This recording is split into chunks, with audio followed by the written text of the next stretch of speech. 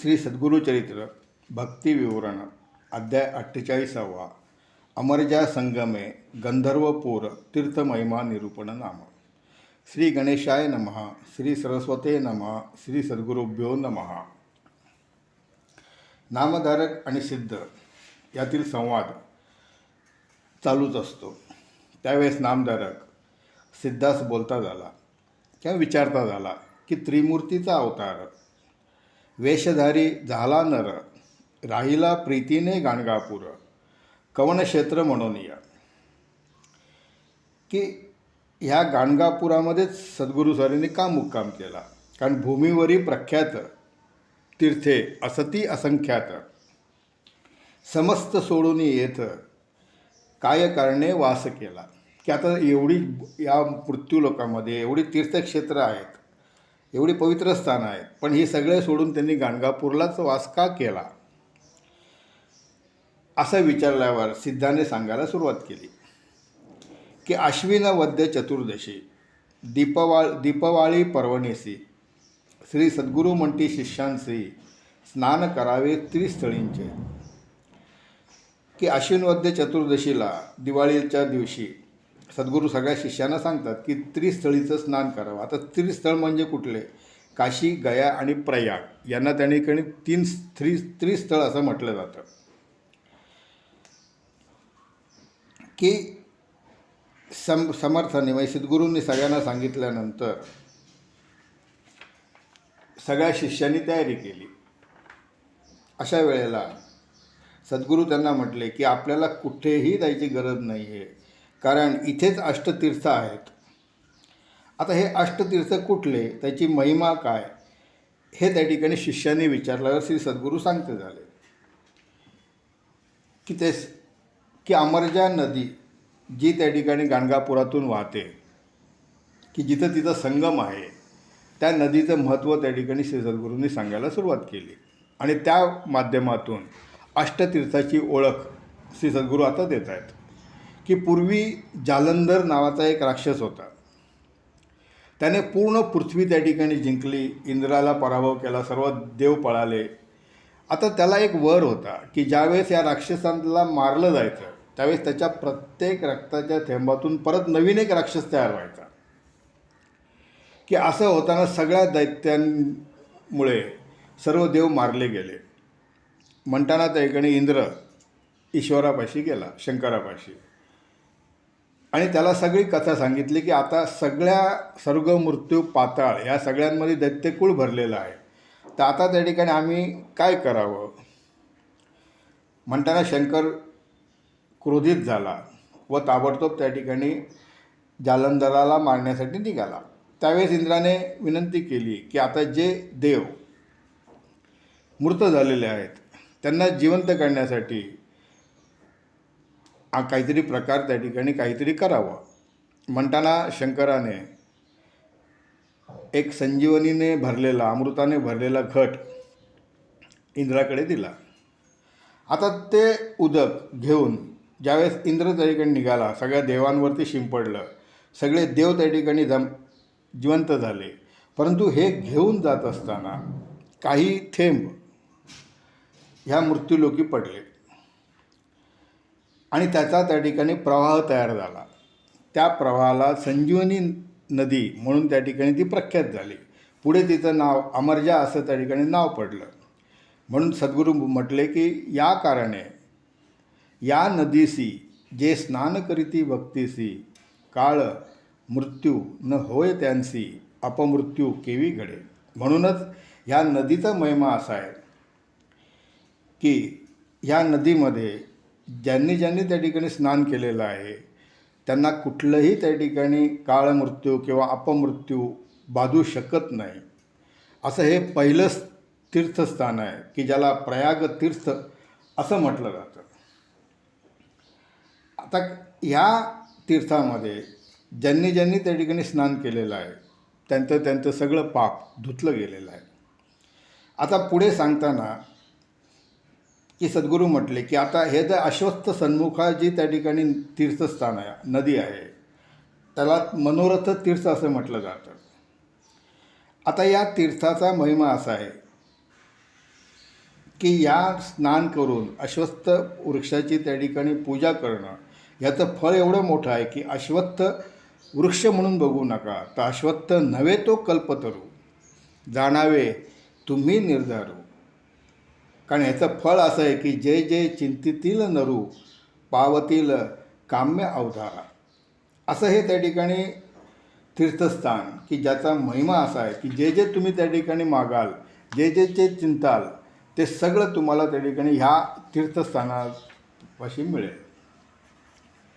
आता त्याच्यानंतर सांगताना सद्गुरूंनी एक कथा सांगितली की एक ईश्वर भक्त होता. तो अखंड श्री शिवाची पूजा करत असे.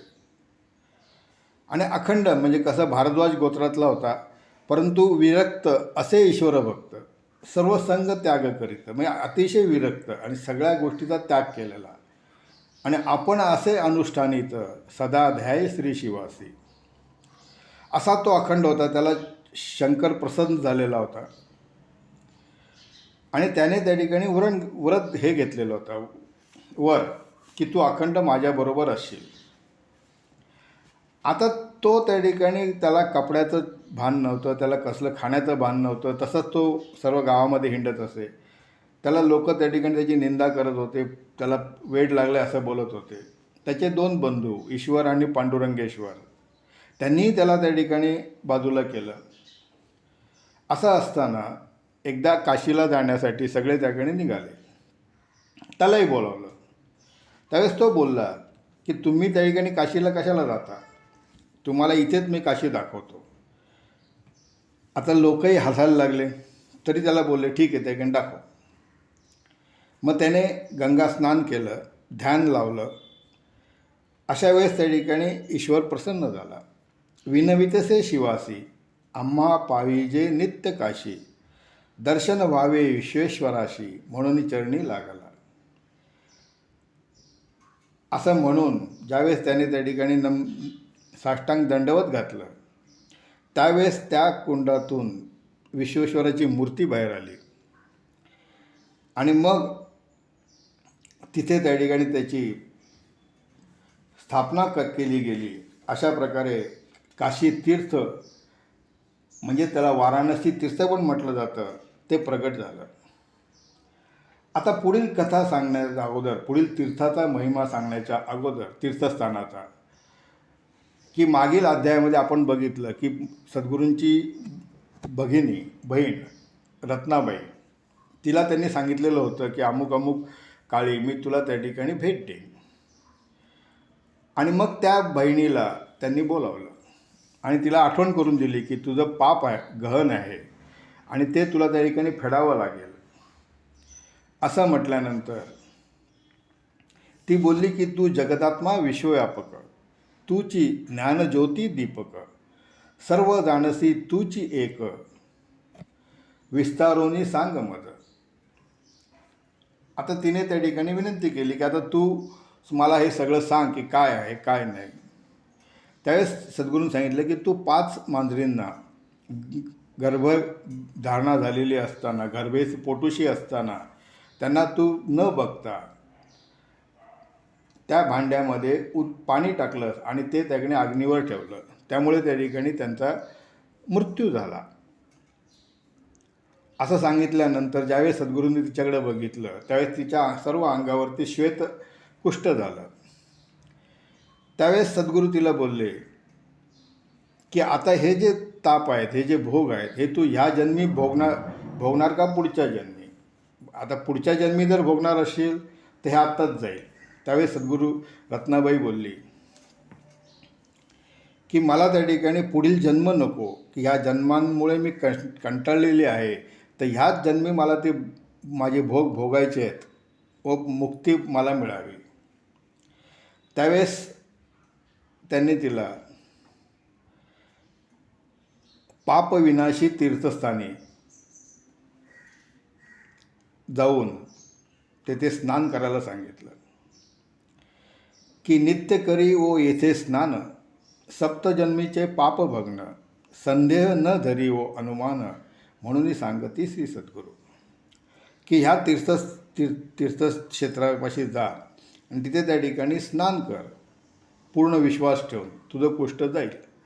आणि खरोखरच भाग असा झाला की तीन तीन दिवस तिने त्या ठिकाणी हे सगळं पाळल्यानंतर आपोआप तिचं सर्व कुष्ठ नष्ट झालं. अशा या पापविनाशी तीर्थाचा हा महिमा आहे. पुढे सद्गुरूंनी कोटी तीर्थाची ओळख करून दिली. त्यानंतर रुद्रपाद तीर्थ की ज्याचा महिमा त्या ठिकाणी गयेसारखा आहे. त्यानंतर चक्रतीर्थ आणि पुढे त्या ठिकाणी मन्मथ तीर्थ, अशा अष्टतीर्थाची त्या ठिकाणी महिमा सांगितली की मन्मथ तीर्थी स्नान करावे आणि कल्लेश्वराते पूजावे, प्रजावृद्धी होय बरवे अष्टैश्वर्य पावती. अशा प्रकारे गाणगापुरातील अष्टतीर्थांची त्या ठिकाणी महिमा, अष्टतीर्थाचा महिमा सिद्धाने नामधारकास सांगितला की ह्या अष्टतीर्थांमुळे सद्गुरू अखंड त्या ठिकाणी गाणगापुरामध्ये वास करतात. की अशा प्रकारे सद्गुरूंनी सर्व शिष्यांना अष्टतीर्थाचा महिमा सांगितला. मग जवळी असता समस्त तीर्थे का जावे दूर यात्रे, स्नान मात्रे होय पवित्र म्हणून समस्त आचरती. आणि सद्गुरूंनी शिष्यांना सांगितलं की जर ही अष्टतीर्थ आपल्या इथंच आहेत तर लांब का जा. अशा प्रकारे अष्टतीर्थे निरोपोन श्री सद्गुरू आले मठस्थान, समाराधना करती भक्तजन महानंद प्रवर्तला. आणि मग सिद्ध नामधारकास बोलता झाला की सिद्ध म्हणे नामधारकासी तीर्थ महिमा आहे ऐसी. म्हणूनच श्री सद्गुरू या गाणगापूर क्षेत्री अखंड वास्तव्य करतात. इति श्री सद्गुरू चैत्रामूर्ते परमकथा कल्पतरो श्री नरसिंह सरस्वत्युपाख्याने सिद्ध नामधारक संवादे अमरजा संगमे गंधर्वपूर तीर्थमहिमा निरूपण नाम अष्टचत्वारिशोध्याय. श्री सद्गुरू दत्तात्रयार्पणमस्तु. श्री सद्गुरुदेव दत्त. जय जय रघुवीर समर्थ.